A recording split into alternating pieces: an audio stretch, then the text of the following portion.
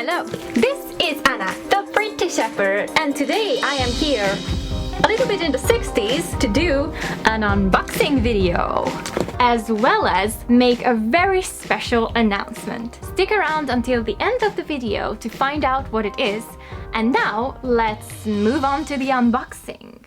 So this box right here contains an early 20th century so-called Rékli, which is a folkloric piece of clothing. It's like a jacket. So it's one of those things that peasants were inspired by city fashion, and they tried to imitate it in their own way. But let's just go on and see this baby.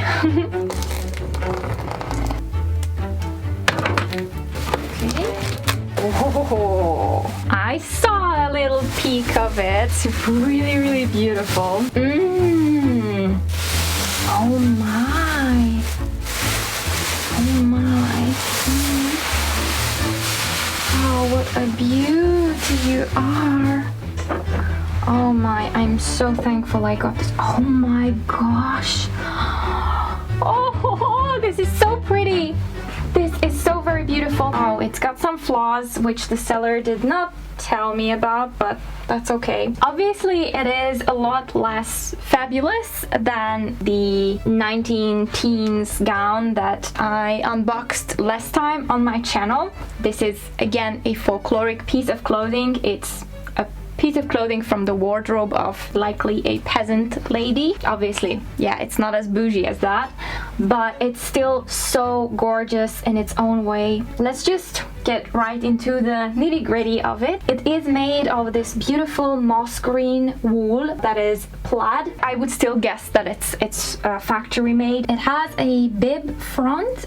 This bit is... oh, it's also wool, okay. And it has some ribbon delineating that bib area and some beautiful black lace, which I'm almost certain has been starched before it went here. And oh my, it's woolen lace. That's pretty rare, to be honest. Then it wasn't starched, it's just the thread itself is kind of rough and coarse, so it sits pretty sturdy in its place. And then we have these adorable little buttons, which are plastic. I have every reason to believe that they are the original buttons. They have some discoloration. If I look underneath it, I can see that they used to be a darker green. We have a simple collar. We have some top stitching on it. There's a bit of an echo. Is this the source of the echo? I do wonder. I'm going to move it. Yes, it was the source of the echo, I'm sorry. Okay, so moving on. No, there is still an echo. I'm going to cover this up. Is there still an echo right now? No, okay. The closure, hooks and eyes, they are very rusty. There are also some snaps, which still work pretty fine. Oh my god, there's so much to unpack here. You can see how this middle piece over here was just stitched on top of the jacket itself, so they didn't really worry about you know, making a perfect transition or anything. No, they just like made a jacket that you're able to close with hooks and eyes, and then they just added the bib area and this little flappy buttoned up area. As for symmetry and piecing, they didn't really pay attention to the pattern, but the grain lines are kept in mind. You know, if this is the garment of a peasant woman, she wouldn't have too much money to spare to spend on fabrics and the like, so she would probably get the bare minimum that she would need to be able to create such a jacket. I'm going to move on to the sleeves, which are lovely. They are made of two pieces, one on the bottom and one on the top of the arm, and there is a teeny tiny bit of puffiness around the shoulder. Now the puffy sleeves, when they were fashionable in the city folks fashion, they did somewhat seep into folk costumes. However, if you've ever sewn a puff sleeve or a gigot sleeve or a Lego mutton sleeve, you will have come to realize that the sleeves themselves take up more fabric than the bodice, which is very, very expensive from the point of view of a peasant. So you don't really see extremely puffy sleeves in peasants' garments unless they are sewn from rectangles, like on shirts. Now, this top area of the sleeves also has the same type of decoration that the bib area does, and two little buttons to top it all off. One of the buttons has been lost, but that's okay. Yeah, there's some wear and tear, as I said. I don't recall seeing this in the photos of the seller, but that's what you get on auction sites when you're buying old clothes. Oh, what a beauty. What a beauty you are. Interestingly enough, the front area reaches back under the armpits, and then we have 1, 2, 3 pieces on one side, so 6 pieces in total. This gives us a very nice curved figure-hugging shape from the arms to the waistline. This is something that you can only achieve with more tailored garments, and this is obviously a sign that they were looking towards city fashion for inspiration. One of my favorite things in these type of garments is when the pieces of the back flare out from the waistline downwards. Anyway, so this is the back area. Really beautiful. Let's take a look at the inside. Aha! Oh, my pretty.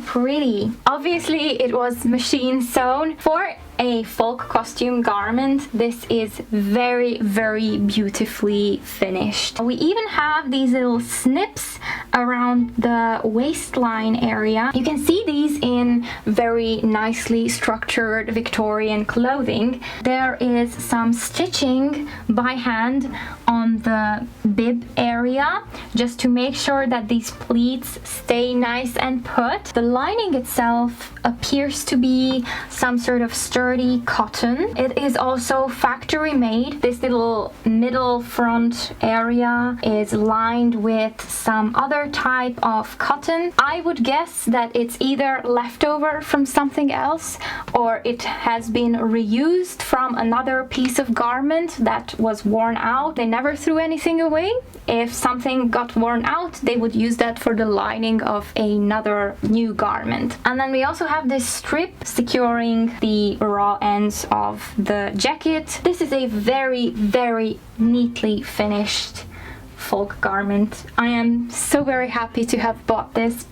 I've just found a salvage and of the lining fabric. Very, very interesting, and you can see here how it's been pieced together. This was not wide enough to line the whole front piece, and they needed like a little small other triangle over here. It's adorable. Over here on the shoulder we have raw edges. They seem to have been stitched to the lining at some point, running stitch that was securing it in place, but the raw edge just came undone and, you know, slipped out from the little stitches. The sleeves are lined with 2 types of fabric. One is the bit that is used for the jacket as well, and the other one is this. And over here on the sleeve cuffs we also have a strip of the same red fabric that we have running across the edge.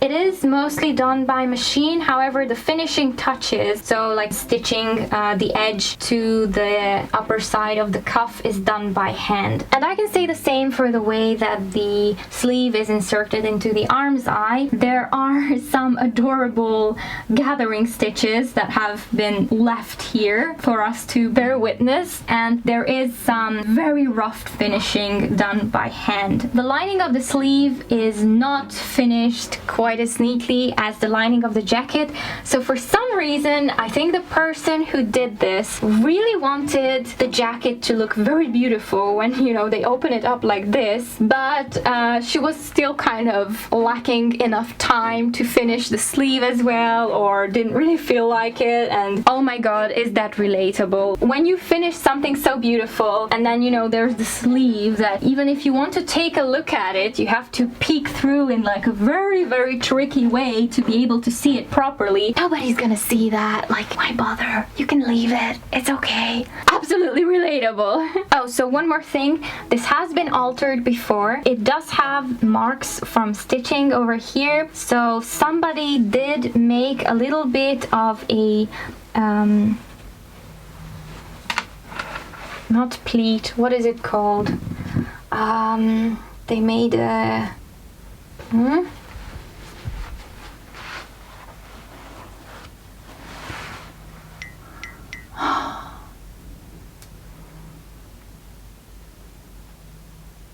it just won't come to me. I don't know how to say it. The point is that they did stitch up a little bit from over here in the front in two places on both sides. It was also undone, so who knows, eventually her body changed again, or you know, her preference changed again and she undid it eventually. Either that, or there was a second person who wore it who needed some alterations for the jacket to fit her own body. It's really not unheard of for a folk piece of clothing to have been worn by generations. That's about all that I have to say about this jacket, but I am going to try it on. Here she is, and I'm going to try her on for the first time. Gently, gently. Ooh. Okay, so far so good.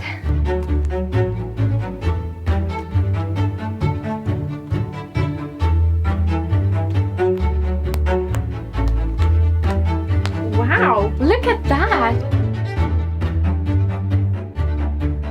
This fits a lot better than I previously anticipated. If I were to redo the darts that we saw over here, it would actually fit me. Oh my god, this is so pretty. I now want to wear it like all the time. Look at the really nice pleats in the back. I love it. So just a few more things which I think I forgot to mention when I was opening the package up. We do not know the origin of this Rékli. We do not know what village it came from. We don't even know the area. It's pretty impossible to trace it back to any area because it shows too many signs of city fashion. So this is a newer type of garment that was worn as folk clothing. It was inspired by the fashion of city people. Thus, these type of garments were common in almost every village after like the 1900s, 1910s. As for the age of this Rékli, it's actually a lot harder to determine than I had first thought. It was originally advertised as a turn-of-the-century piece, and judging it from the few and far pictures that the seller provided, it could have been the case. However, the buttons tell quite a different story. They're obviously plastic, but after testing one with some hot water, it turns out that it's neither celluloid nor bakelite, but rather an odorless plastic material which sets the jacket into the 1930s or 40s at earliest. So the verdict is it's super comfortable, actually. It's very warm. So I'm nice and toasty here. I actually hope to be able to mend this Rékli to the point that I can wear it for special occasions. Maybe something folkloric themed, like a folk dance event. Obviously, you still have to be very careful when wearing actual vintage clothing. But in the case of this jacket, it's actually in such a great condition. And yeah, that was the point of clothing back in the day. They were made to last for generations even. Overall, the only negative thing about it is this unexpected hole over here. It's nothing that a little darning and mending couldn't fix though. 9 out of 10 would buy again. I'm really glad I got to share my excitement of opening up this package. I always get super excited when I get physical mail or packages, even if I order them myself. And with this, I am going to segue into my announcement, but I'll have to take this off first because I'm burning up in it.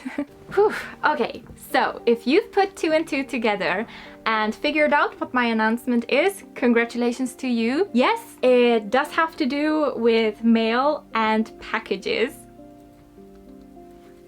I have a P.O. box! I have my very own P.O. box. It's super exciting. Yes, I'm aware anyone can make one if you pay the fee at the post office, but it's such an exciting thing for me. I just kind of did a happy dance when I opened mine, and yeah, the clerk was looking at me funny, but I guess... So from now on, you can actually send me mail. I was thinking maybe I could do like a monthly, or every second month I could do a live stream where I open it up or something, but I react to it. I don't know, but that would be so fun. I am always so happy to interact with you in the live chats of my premieres and in the comment sections of my videos. And I'm always so excited to read all of your insights about perhaps your own country's folk costume. I love this interaction, I really do. And from now on, I will be able to have a physical interaction with any of you if you send something my way. As far as I know, there is no size limit to the items that I can receive. So basically, you can send me anything, all the way from folkloric postcards to PrettyShepherd fan mail, or even 100-year-old dresses. Wink, wink. But seriously, I am happy to take care of your vintage or antique items if you no longer have need for them. If you do decide to send something my way, this is how you're supposed to address it. I'll leave it in the description box as well, and from now on I will leave it in the description box of each of my videos, so you'll be able to find it. And this is such an exciting turn of events, I just can't contain myself. I really hope you have enjoyed this unboxing video, and if you did, you know what? Tell me if you would wear something like this. Is it your jam? Is it something that you think can be incorporated in the nowadays? I think yes, but I'm kind of a weirdo when it comes to personal style, so I am curious to see what you think about it. Please let me know in a comment below if you would wear this in more of an everyday life setting. And if you do enjoy this kind of folkloric and historical content, then please subscribe to my channel because I post new videos every week. Thank you so much for watching, have a great day, have fun, and bye bye! When the truth is found out to be lies, and all the joy within you dies, don't you want